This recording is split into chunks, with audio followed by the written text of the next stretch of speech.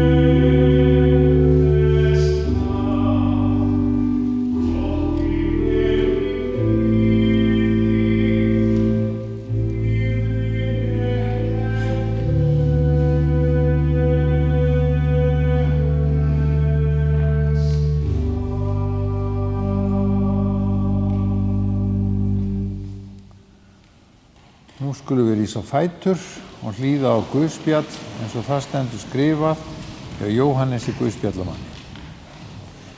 Jesús segir: allt sem Faðirinn gefur mér mun koma til mín, og þann sem kemur til mín mun ég alls eigi brott reka. Ég stiginn niður af himni ekki til að gjöra vilja minn, heldur vilja þess sendi mig. En sá vilji þess sem sendi mig, að ég glati engu af öllu því sem hann hefur gefið mér, heldur reisi það upp á efsta degi. Því sá vilji föður míns, að hver sem sér soninn og trúir á hann, hafi eilíft líf, og ég mun reisa hann upp á efsta degi. Amen.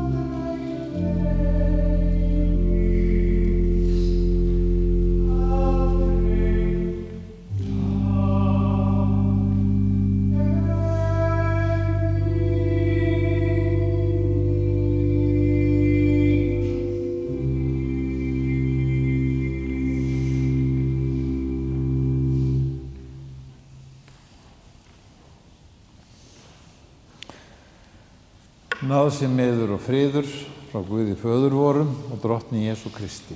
Amen. Við útgáfu á nýrri þýðingu Biblíunnar, sem fyrsta heildarþýðing Biblíunnar á íslensku í heila öld, var tekin svo ákvörðun að hafa apókrýfurit Gamla testamentisins með í þeirri útgáfu.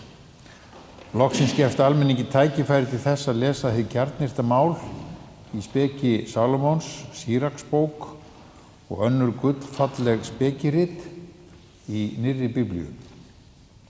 Mér langar að vitna örlítið í Síraksbók, þar sem ég get gefið mér það að fáir hafi kynnt sér efni hennar fram að þessu. Þar að finna í 6. kafla Síraksbókar alveg yndislegan kafla vináttuna sem mér finnst viðeigandi við útför Eggerts. Fögur orð fjölga vinum og ómþýtt mál vekur vinsemd fleiri. Kunningsskapi marga skaltu halda, en veit einum af 1000 trúna þinn allan. Vin skaltu reyna viljir þú vin eiga, en veri ég fljótur til að veita honum trúnað. Margur vinur þegar honum hentar, en hvergi nærri þegar að sverfur. Traustur vinur örugg vörn, finnir þú slíkan áttu fjársjóð fundinn. Traustur vinur verðmætari öllu, á engan kvarða fæst gildi hans metið.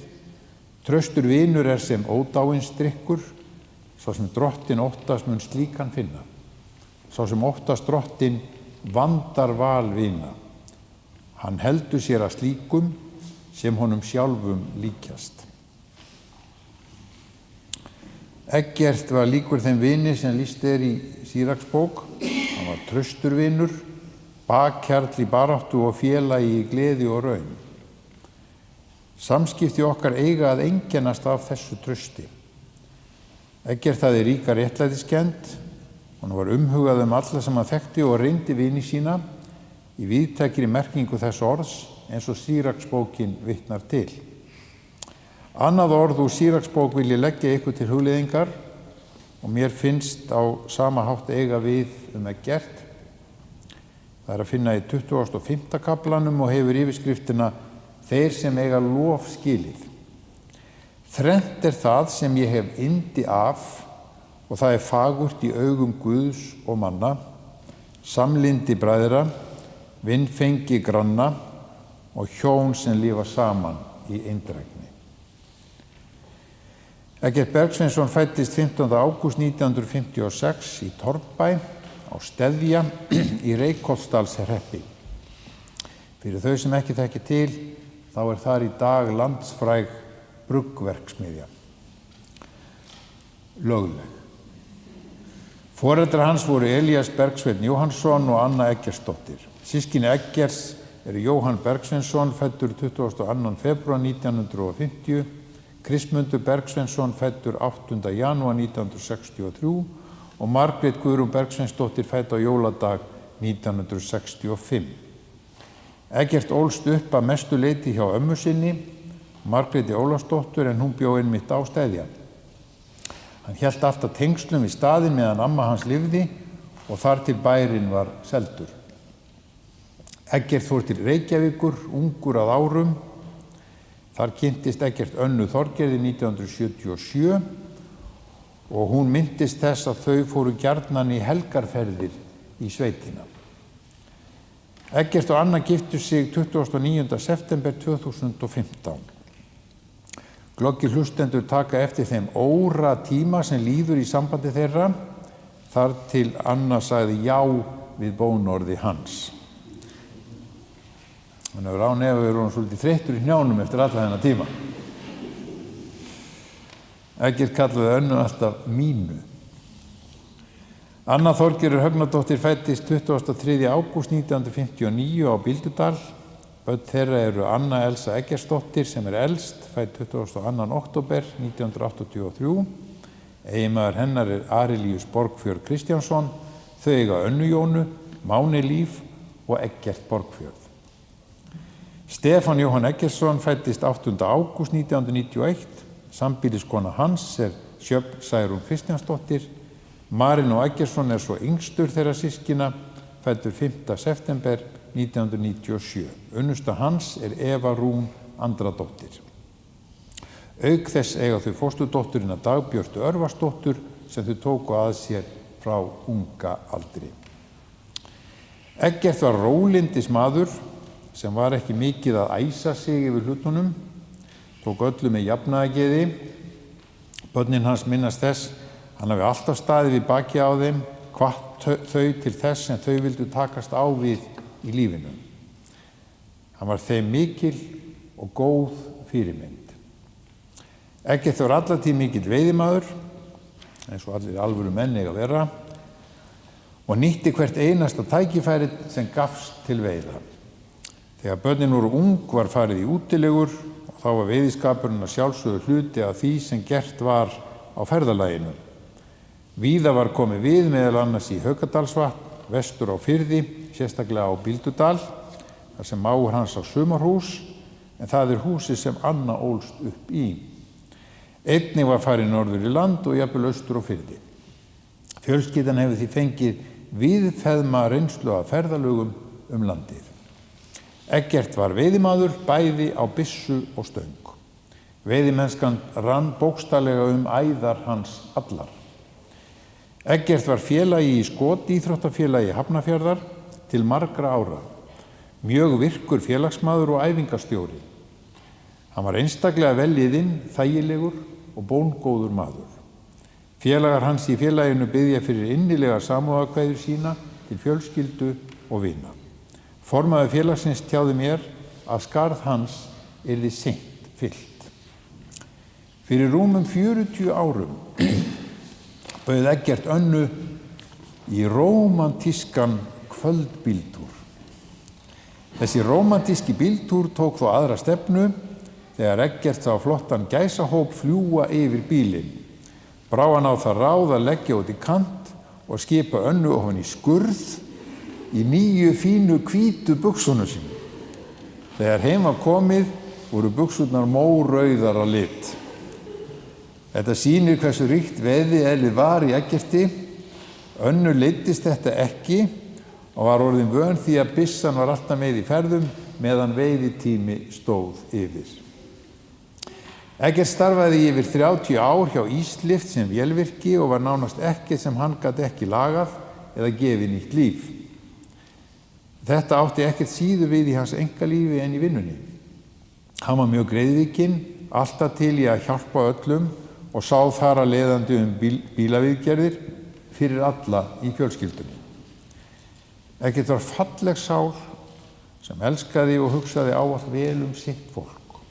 Hann var ræðinn, mannblendinn, ófeiminn við að spjalla við alla sem hann hitti.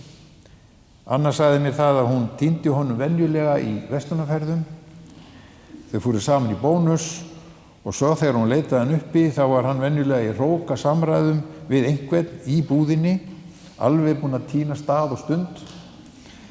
Fyrir utan veikindi fyrir rúmum 3 árum síðan var hann heilsuhraustur alveg fram undir það síðasta.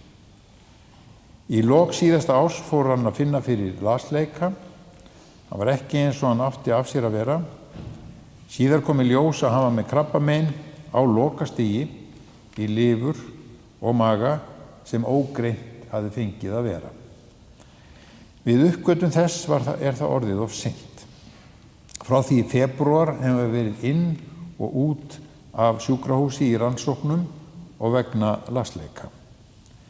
Hann fer á páskadagsmorgun inn á sjúkrahúsið og kom ekki heim eftir það.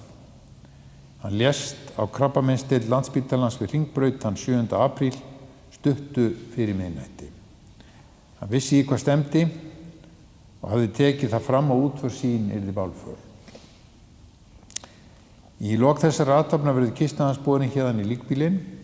Þar gefst kostur á því að signa yfir kistulogg eða sýna annan virðingarvott. Ég vil biðja viðstadda að ganga til bíla sinna að því loknu. Það verður því ekki hópamyndun að ræða hér fyrir utan kirkjuna. Fjöldatakmarkanir og fjarlægðamörk leyfa okkur ekki að hafa okkur eins og helst vildum vegna pestarinnar. Ég vil líka benda ykkur á að þegar við göngum hérna út, þá getið þið tryggt það sjálf með 2 metra í manneskjuna fyrir framan ykkur en ekki manneskjuna sem fyrir aftan. Þannig að það kannski skynsamlegt þegar við stöndum upp og eftir í fylgdinni að setja grímurnar á sig. Guð blessi minningu Eggerts Bergsveinssonar, hann hvíli í friði. Deyr fé, deyja frændur, deyr sjálfur hið sama, en orðstýr deyr aldrei, hveim sér góðan getur. Dýrð sé Guði föður og syni og heilugum anda, svo sem var í upphafi enn og verða mun aldir alda. Amen. Nú þegar organistinn og söngvarinn koma sér fyrir þá langar maður að segja ykkur, mér finnst svolítið í þessari athöfn að verði samtenging milli þess sem fornt og þess sem nýtt. Og í forspilinu sem ég veit að svona allavega yngri kynslóðin veit alveg nákvæmlega hvað þá leið mér svolítið eins og Gandalf þegar ég labbaði hérna inn.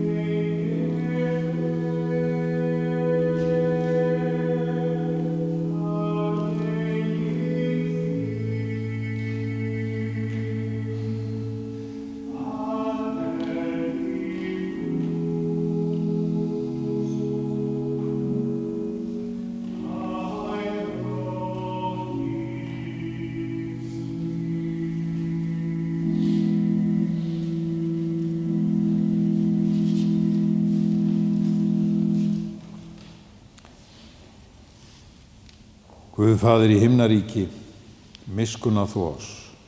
Guð sonur og lausnari heimsins, miskunna þú oss. Drottinn Guð heilagi andi, miskunna þú oss.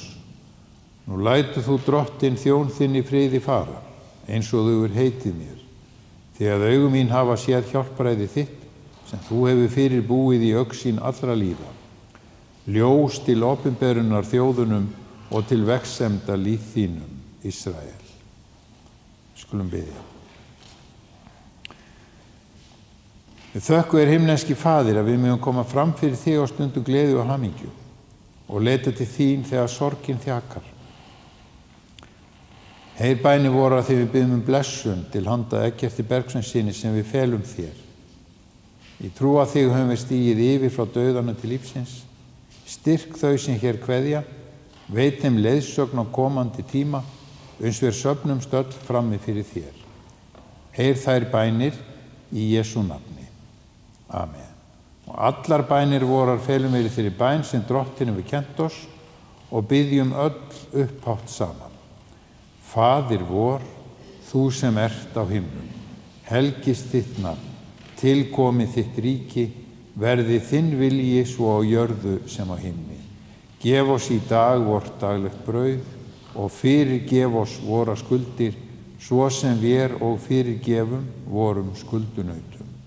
Eigi leið þú oss í freistni, heldur frelsa oss frá illu, því að þitt er ríkið, mátturinn og dýrðin að eilífu. Amen.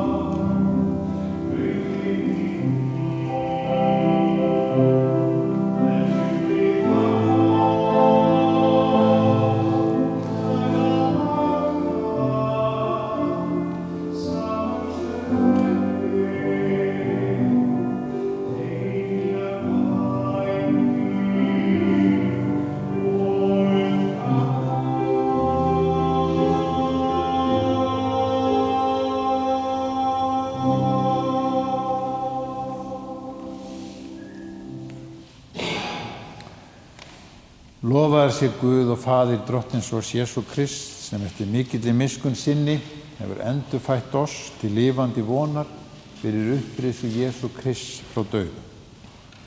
Jesús sagði: ég er upprisan og lífið, sá sem trúir á mig mun lifa þótt hann deyi.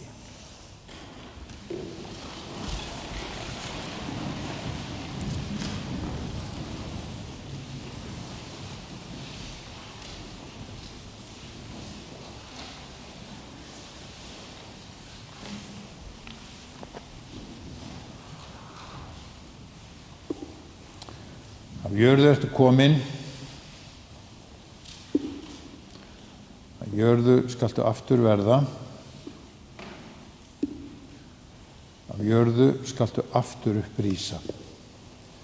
Drottinn minn gefi dauðum ró, en hinum líkn lifa. Amen.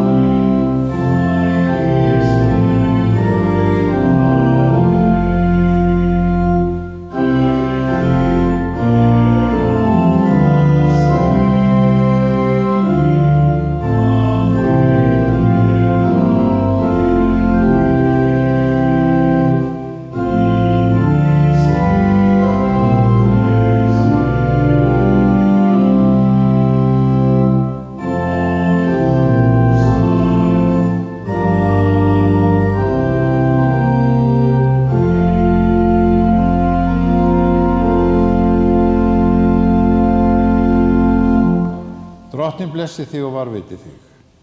Drottinn láti sína ásjónu lýsa yfir þig og sé þér náðugur. Drottinn upplyfti sína augliti yfir þig og gefi þér frið. Í nafni Guðs, Föður og Sonar og heilags anda. Amen. Guði séu þakkir sem gefur oss sigurinn fyrir Drottinn vorn Jesú Krist. Amen.